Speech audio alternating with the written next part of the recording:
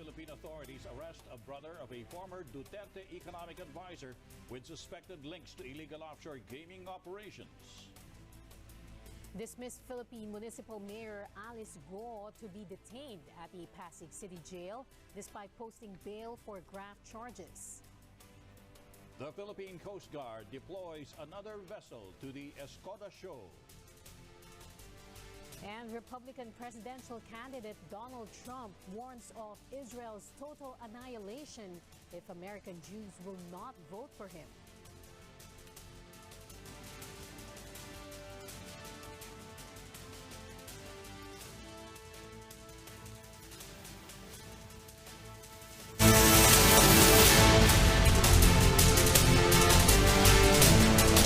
Good evening, I'm Tony Velasquez. And I'm Pia Gutierrez. On our broadcast tonight, the arrest of a Chinese businessman whose younger brother was once an economic advisor to then-President Rodrigo Duterte.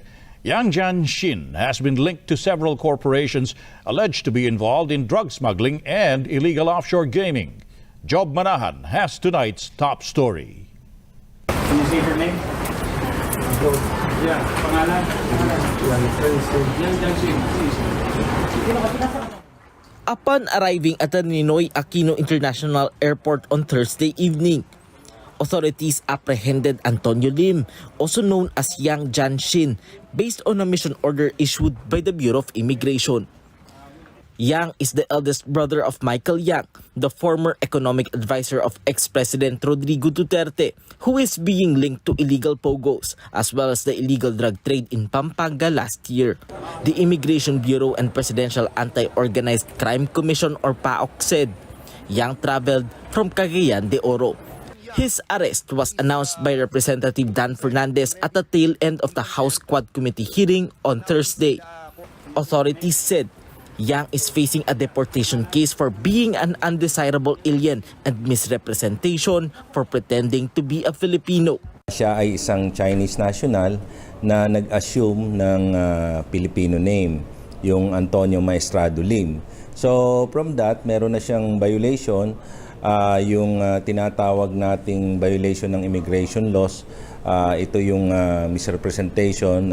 The official said Manila was not Yang's final destination considering he was carrying 1.4 million pesos in cash and other currencies. Yun ang tinitingnan namin, kasi medyo mainit na yung trail nila. Siguro he will probably convert that into dollars or depende. Kasi aside sa Philippine money, may mga dala siyang mga ibang currency. Also confiscated from Yang were Chinese passports, various Philippine-issued IDs, and the Philippine-issued permit to carry firearms outside residence. Cruz said they will investigate how Yang was able to get the Philippine IDs. Kaya kailangan niya mag-assume ng Filipino name. Kasi nga, balak nilang bumili ng...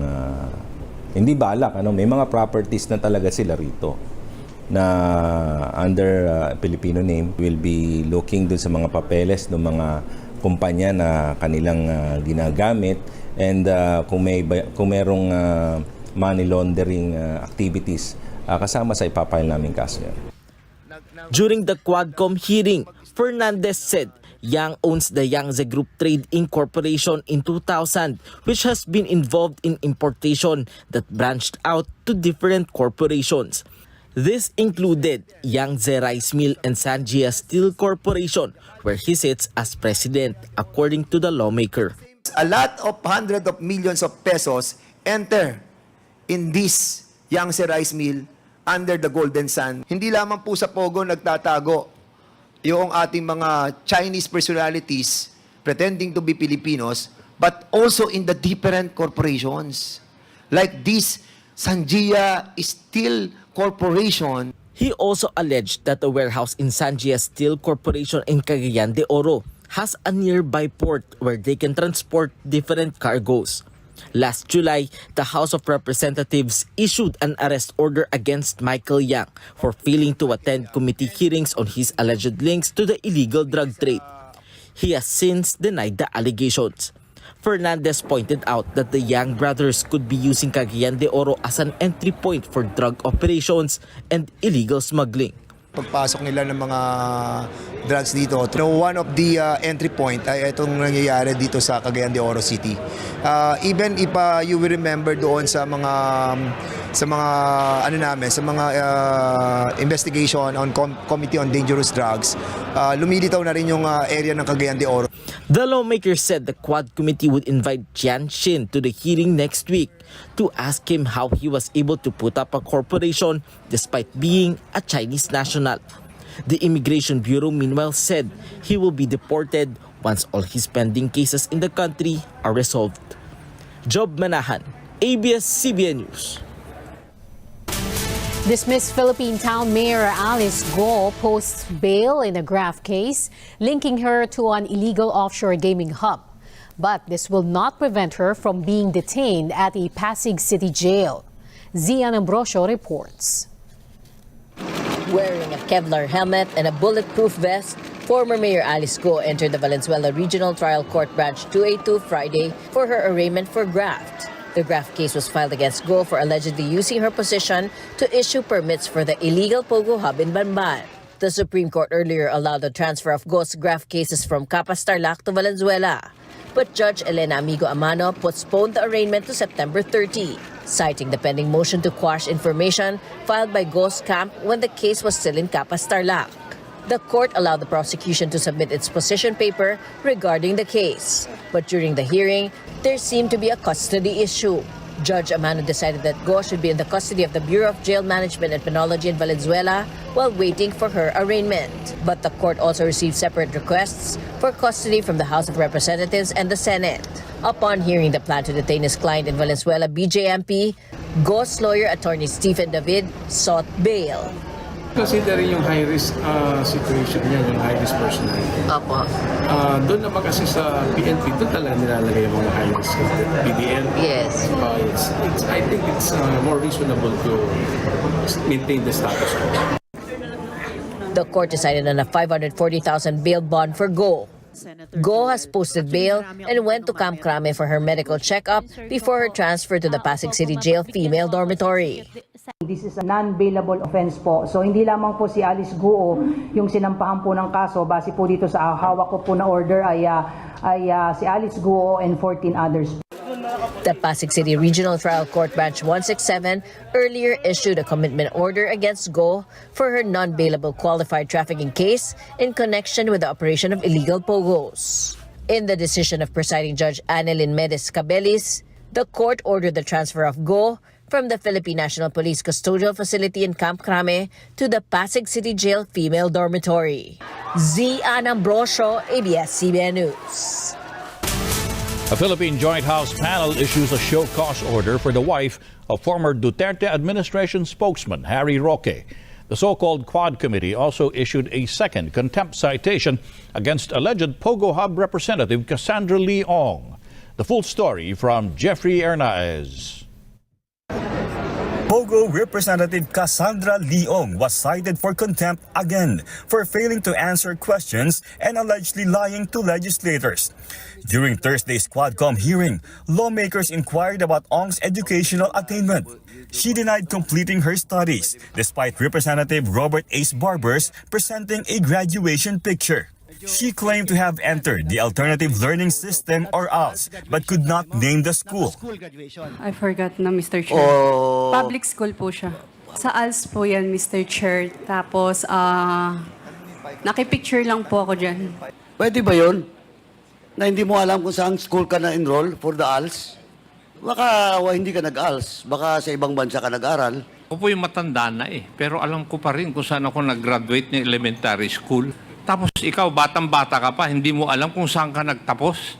Ong's lawyer, Attorney Ferdinand Topacio, quickly protested the latest contempt order issued by the House. Binabaliwala po nila yung right to remain silent na hindi ko naman po malaman kung bakit. Ang sinasabi ko nga po, the right to remain silent is in the Constitution. Ong will be transferred to the custody of the Correctional Institute for Women in Mandaluyong City. Meanwhile, also during the Quadcom hearing, former Cebu City Mayor Tomas Osmeña told lawmakers that he had previously opposed the assignment of former police officer Royina Garma as the head of his city's police due to a report he received claiming Garma was collecting 1 million pesos weekly from illegal gambling while she was head of the PNP Criminal Investigation and Detection Group in Davao City. This was before she was even appointed as police chief in Cebu. That's why I didn't like her. I didn't endorse her. I talked to the president personally. And what did he say, sir? Tell everything to Bongo. I gave all the reports to Bongo. He was there. And Bongo didn't do anything. Senator Bongo has yet to respond to Osmeña's claims. Garma also underwent a medical examination after skipping the panel hearing due to neck and ear pain. According to House Secretary General Reginald Velasco, Garma's medical concerns were addressed and treated by the in-house doctors. Garma remains in the custody of the House after being cited for contempt in the previous hearing. Before the Quadcom hearing concluded, the lawmakers issued a show cause order to Myla Roque, wife of former presidential spokesperson Harry Roque, who is allegedly linked to illegal pogo operations. Lawmakers stated that they had invited Myla Roque multiple times to submit documents, but she has failed to appear at the hearing. The Philippine National Police continues to search for former presidential spokesperson Harry Roque, who is allegedly in hiding after also being cited for contempt by the House. The PNP previously stated they have a lead on Roque's whereabouts. The Bureau of Immigration confirms that he has not yet left the country. Jeffrey Hernaez, ABS-CBN News. Ex-Philippine Police Chief turned Senator Ronald De La Rosa refutes claims by a former mayor who said his life was threatened by the Duterte administration. De La Rosa believes the revelations made by Jed Mabilog before a joint congressional panel is part of a campaign to discredit former President Duterte and his allies.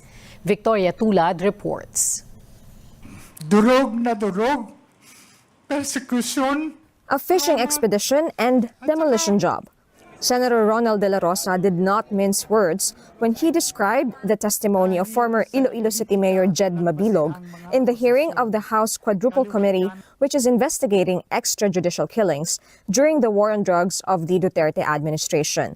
De La Rosa, who served as Philippine National Police Chief under Duterte and one of the chief enforcers of the anti-drug campaign, is being linked to the unlawful killings. Especially sa paghahanap ng mga kasalanan ni Duterte at kanyang mga associates. Demolition job para masira kami lahat at mahihina si PP Sara sa 2028. He believes the allegations are politically motivated. Kasi gusto man ng speaker ng House na siya mag-presidente, di ba? 2028. Later, Representative Martin Romualdez, cousin of President Ferdinand Marcos Jr., is Speaker of the House. He has not yet given a comment. House Quadcom lead co-chair Representative Robert Ace Barbers denies allegations Speaker Romualdez is behind the supposed demolition job to smear the vice president. Wala hong demolition job.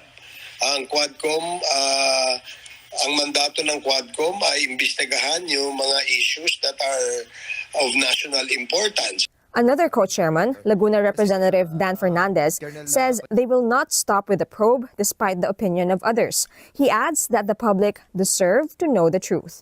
De La Rosa admits there's no information linking Drilon and Rojas to the illegal drug trade. De La Rosa denied the accusation on the two former officials. Never, wala ko info. At wala tayong basis na ipapaturo siya. At saka hindi man ugali natin yan ipapaturo. Bakit naman ganun? Ipapaturo yung mga tao na matitino? Drilon, a cousin of Mabilog, refused to comment. Rojas has not yet replied. De La Rosa says he wanted to help Mabilog since he was probably linked to drugs just because a City Hall official frequently met with Melvin Odicta, a man accused of being a drug lord. Odicta and his wife were gunned down in 2016. De La Rosa remains firm in not attending the Quadcom hearings. After 7 years of self-exiled asylum in America, Mabilog was warmly received when he returned to Iloilo City. Mabilog says he believes in the Marcos government. I trust the present administration of President Marcos. Base sa nakikita ko po sa Quadcom meeting, this is already my chance to tell my story and bring out the truth. Mabilog says he is even willing to meet with Duterte. ABS-CBN is still trying to get the side of the former president. Victoria Tulad, ABS-CBN News. A self-confessed member of the so-called Angels of Death of arrested Philippine televangelist Apollo Quiboloy is now in police custody. National Police spokesperson Colonel Jean Fajardo says the unnamed person confirmed the existence of their group, which allegedly serves as Quiboloy's private army.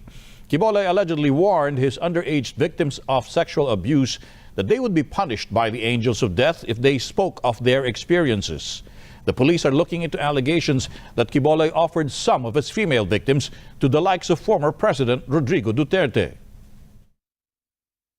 Pinatutuhanan niya itong mga lumabas na sa before sa atin na itong grupo na ito ay nagagamit para sa personal na interest ni Apollo Quiboloy at sila mismo ang pinantatakot sa mga biktima. Di umano, again, these are all allegations. May mga ipinahayag po na mga information na that would somehow collaborate yung mga ibinigay na testimonya nitong mga biktima. At sinasabi nga siya, may mga specific na cases siyang ibinigay. The Philippines will keep an American long-range missile system in its territory, despite China's insistence that it be removed. It will also deploy another ship to the disputed Escoda Shoal to replace a Coast Guard vessel that was damaged by the Chinese. Dennis Dato reports.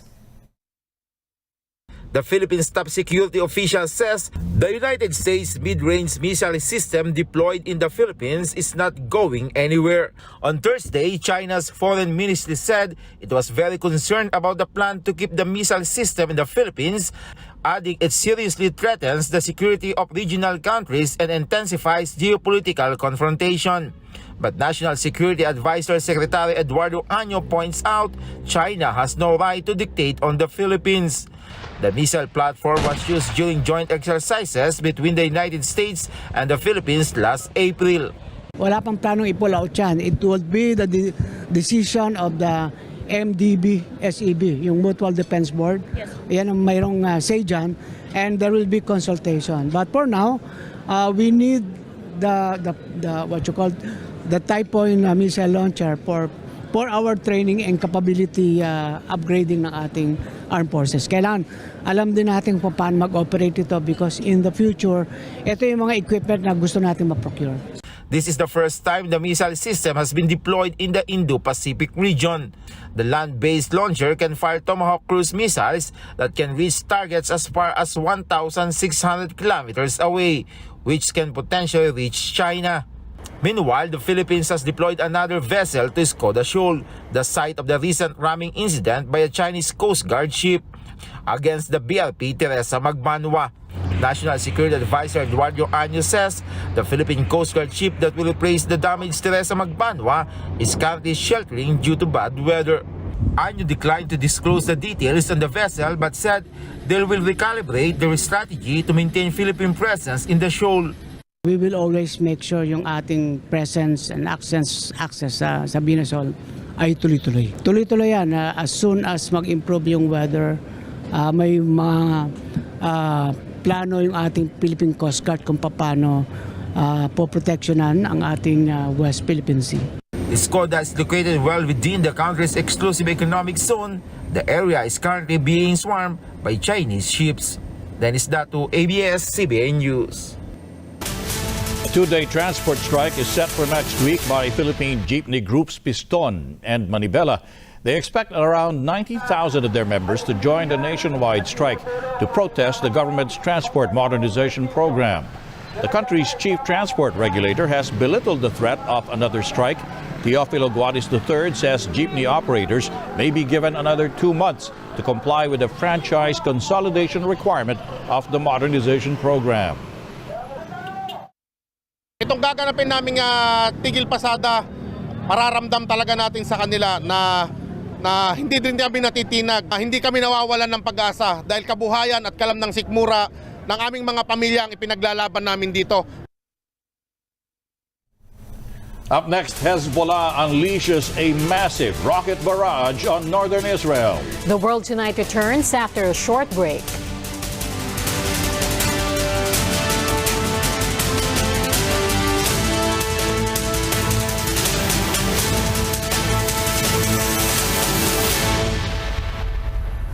We're back on The World Tonight. Indonesia's President-elect Prabowo Subianto pays a courtesy call to Philippine President Marcos Jr. and urges closer collaboration based on shared cultural and historical roots. Marcos Jr. says Prabowo's visit signifies the strong ties of the Philippines with Indonesia. Prabowo will take over from outgoing President Joko Widodo in October, but questions remain over his alleged role in human rights abuses when he was a general during the Suharto dictatorship. Prabowo was expelled from the Indonesian army in 1998 due to his alleged involvement in the kidnapping and torture of activists. He has denied any involvement in the incidents, even though several of his men were convicted. We are about to celebrate our 75th year of relations this November, and I think your visit here today will certainly bring a new impetus to making that relationship between Indonesia and the Philippines stronger and deeper.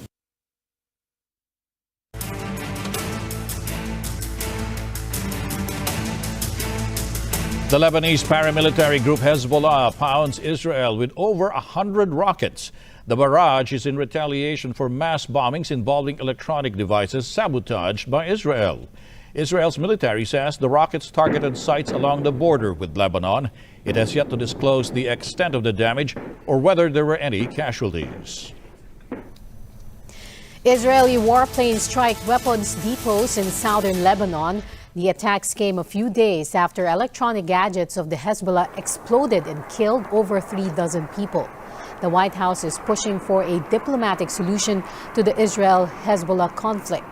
Britain's foreign secretary has called for an immediate ceasefire. Former U.S. President Donald Trump warns of Israel's total annihilation if American Jews will not vote for him. The Republican candidate gave the doomsday forecast to the Republican Jewish Convention in Las Vegas. He also blamed his Democratic rival, U.S. President Kamala Harris, for what he called an explosion of anti-Semitism in recent years. Trump complained about an unnamed poll which supposedly said only 40% of Jewish Americans will vote for him. In my opinion, the Jewish people would have a lot to do with the loss. If I'm at 40%, if I'm at 4%, think of it. That means 60% are voting for Kamala, who in particular is a bad Democrat. The Democrats are bad to Israel, very bad. The chief of the European Union Commission is in Kyiv to discuss Europe's support for Ukraine in the coming winter and loans that may be provided by the world's wealthiest nations. Ursula von der Leyen previously announced Ukraine would be given 160 million euros worth of frozen Russian assets. Moscow says Western countries should stop giving weapons to Kyiv if they are serious in seeking an end to the war in Ukraine.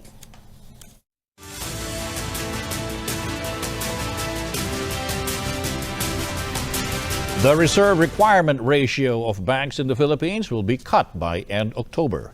The Philippine Central Bank announced Friday that the ratio for universal and commercial banks will be lowered to 7%. This ratio will also be applied to non-bank financial institutions which have quasi-banking functions. The ratio for digital banks will be lowered to 4%. It will be cut by 100 basis points for thrift, rural, and cooperative banks. It is the first reserve ratio reduction since June last year and follows a cut of the central bank's key borrowing rate in August. Philippine rice importers are warned against intentionally delaying the distribution of their shipments to traders. The warning by the Agriculture Department follows reports that nearly 900 shipping containers of rice are languishing at Manila's International Container Terminal. The importers are allegedly waiting for domestic rice prices to go up before they bring out their shipments. The Agriculture Department says this is illegal.